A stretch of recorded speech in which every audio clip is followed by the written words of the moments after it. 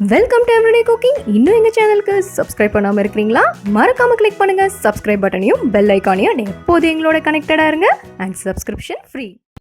இன்னைக்கு நம்ம carrot cup cakes எப்படி செய்யறதுன்னு பார்க்கலாம். இதுக்கு ஃபர்ஸ்ட் நம்ம கேரட் துருவி ரெடி எடுத்து வச்சுக்கலாம். ஒரு பெரிய சைஸ் கேரட் யூஸ் பண்ணுங்க. இதோ ஆல்மோஸ்ட் கேரட்டை துருவி முடிச்சாச்சு. ஸோ நமக்கு தேவை 1லேருந்து 1.5 கப் அளவுக்கு துருவின கேரட். அடுத்ததாக ட்ரை இன்க்ரீடியன்ஸ் எல்லாம் மிக்ஸ் பண்ணிக்கலாம். 1 கப் மைதா, 1/2 teaspoon baking powder, 1/2 teaspoon baking soda, 1/2 teaspoon உப்பு, 1/4 டீஸ்பூன் ஜாதிக்காய் தூள், ஒரு பிஞ்ச் பட்டைப்பொடி. இங்கே ஜாதிக்காய் தூள் பட்டைப்பொடி ரெண்டுமே ஆப்ஷனல் தான், பட் ரெண்டுமே இந்த கேக்குக்கு ஒரு நல்ல ஃப்ளேவர் தரும். இங்கே ட்ரை இன்க்ரீடியன்ஸ் எல்லாம் நல்லா கலந்தாச்சு. அடுத்ததாக வெட் இன்க்ரீடியன்ஸ், ஒரு முட்டை எடுத்துக்கலாம். இதோட ஒரு 3/4 கப் அளவுக்கு சர்க்கரை ஆட் பண்ணுங்க. இதை நல்லா இப்போ நுர வர பீட் பண்ணிக்கணும். பீட்டர் எப்பயுமே இந்த மாதிரி இன்க்ரீடியன்ஸை நல்லா டச் பண்ணதுக்கு அப்புறமா ஸ்டார்ட் பண்ணுங்க. அப்போ தான் அவ்வளோவா தெரிக்காது. ஸ்டார்ட் பண்ணிட்டே உள்ளே வச்சிங்கன்னா சுற்றி சுற்றி பயங்கரமாக தெரிக்க ஆரம்பிச்சிடும். இதோ இங்கே நுரைக்க அடிச்சாச்சு. பீட்டர் இல்லாதவங்க மிக்சியில் அடிச்சுக்கோங்க. மிக்சியில் அடித்தாலும் கேக் நல்லா தான் வரும். இப்போ இதோட ஒரு 1/2 கப் அளவுக்கு உருக்குன வெண்ணெய் ஆட் பண்ணிக்கலாம். எல்லாம் நல்லா கலந்து விடுங்க. இதுதான் நம்மளோட வெட் இன்க்ரீடியன்ஸ். இங்கே நான் பட்டைப்பொடியும் ஜாதிக்காய் தூளும் சேர்த்ததால எசன்ஸ் யூஸ் பண்ணல. ஸோ இன்கேஸ் நீங்கள் இது ரெண்டையும் அவாய்ட் பண்ணுறதா இருந்தால் வெனிலா எசன்ஸ் யூஸ் பண்ணிக்கோங்க. நல்லா கலந்து விட்டாச்சு. இப்போ துருவின கேரட்டையும் ஆட் பண்ணிடலாம். இந்த கேக்குக்கு ஆக்சுவலாக நான் மைதா யூஸ் பண்ணியிருக்கேன், பட் நீங்கள் கோதுமை மாவு கூட யூஸ் பண்ணலாம். ஃபுல்லாக கோதுமை மாவு இல்லைனா பாதி கோதுமை மாவு பாதி மைதா எப்படினாலும் யூஸ் பண்ணலாம். ஸோ இதையும் நல்லா கலந்தாச்சு. அடுத்ததாக நம்ம கொஞ்சம் கொஞ்சமாக ட்ரை இன்க்ரீடியன்ஸை சேர்த்து மிக்ஸ் பண்ண ஆரம்பிக்கலாம்.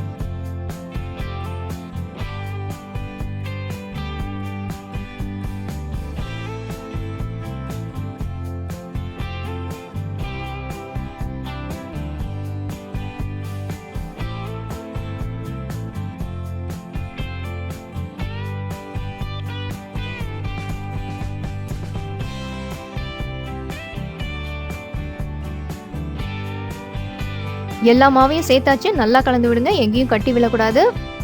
இதோட நறுக்குன வால்நட்ஸும் உலர் திராட்சையும் சேர்த்துக்கலாம்.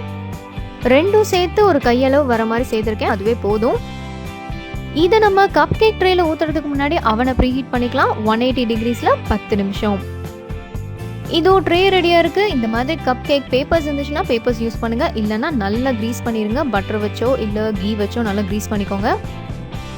இந்த கேக் நல்லா ரைஸ் ஆகும். ஸோ பாதி அளவு மட்டுமே ஊற்றுங்க. அண்ட் இதை பேக் பண்ணுங்கள் 20லேருந்து 25 நிமிஷம். அதே 180 டிகிரி செல்சியஸில். இதோ கேக் சூப்பராக ரெடி ஆகிடுச்சு. அண்ட் இந்த மாதிரி டூத் பிக் வச்சு குத்தி பார்த்தீங்கன்னா ஒட்டாமல் வந்துருச்சுன்னா அது நல்லா வெந்துருச்சுன்னு அர்த்தம்.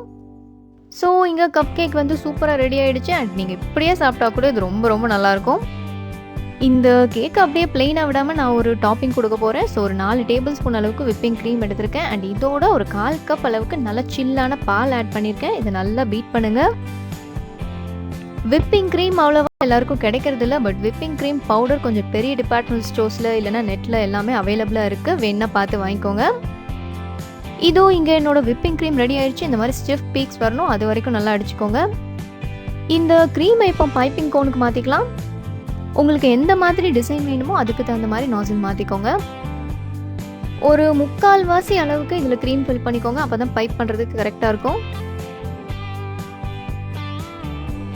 கேக் டெக்கரேஷன் பார்ட் நம்மளோட தான். நம்மளுக்கு எந்த மாதிரி பிடிச்சிருக்கோ அந்த மாதிரி பண்ணிக்கலாம்.